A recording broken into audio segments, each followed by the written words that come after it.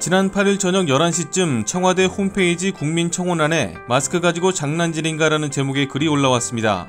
지난주부터 일부 네티즌이 제기한 마스크 유통 특혜 의혹의 목소리가 급기야 청와대까지 다다른 것입니다. 관련 내용 중 정치적 사안과 확인되지 않은 내용을 뺀 의혹의 골자를 정리해보면 다음과 같습니다. 국가 공급 공적 마스크의 유통을 맡고 있는 회사는 지오영과 백제약품입니다. 두 회사는 전국 23,000여 개 약국에 공적 마스크를 공급하고 있으며 이 가운데 지오영은 약 60%인 14,000여 개 약국에 공급망을 갖고 있습니다. 관계 당국에 따르면 조달청이 마스크 제조업체와 계약한 공적 마스크 단가는 900원에서 1,000원 수준입니다. 두 업체의 약국 공급가는 1,100원입니다. 지오영은 마스크 한 장당 100원에서 200원의 마진을 남기는 셈입니다.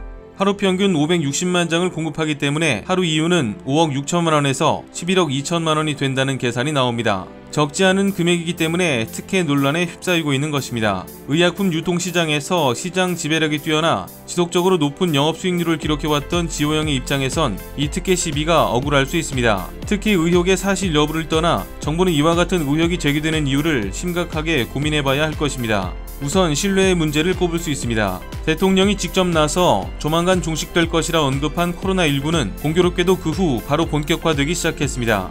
대통령과 국무총리 그리고 경제부총리까지 나서서 마스크 수급에 문제가 없을 것이라는 대국민 메시지를 전달했지만 약국을 찾은 국민들은 빈손으로 귀가할 수밖에 없었습니다.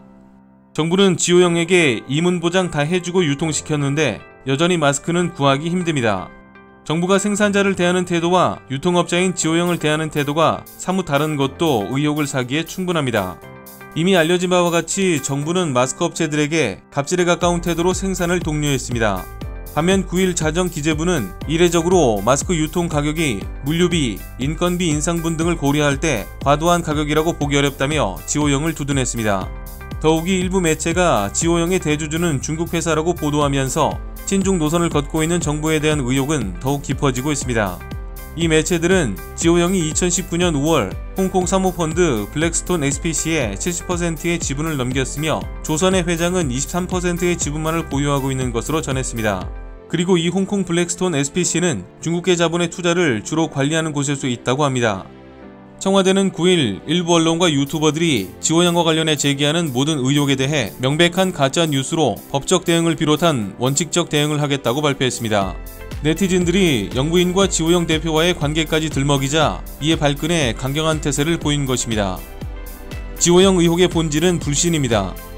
정부가 세간의 의혹을 잠재울 수 있는 방법은 딱 하나, 국민들이 줄을 서지 않고도 마스크를 살 수 있게끔 하루빨리 수급을 안정화시키는 것입니다. 이상 광화문 비주통신이었습니다.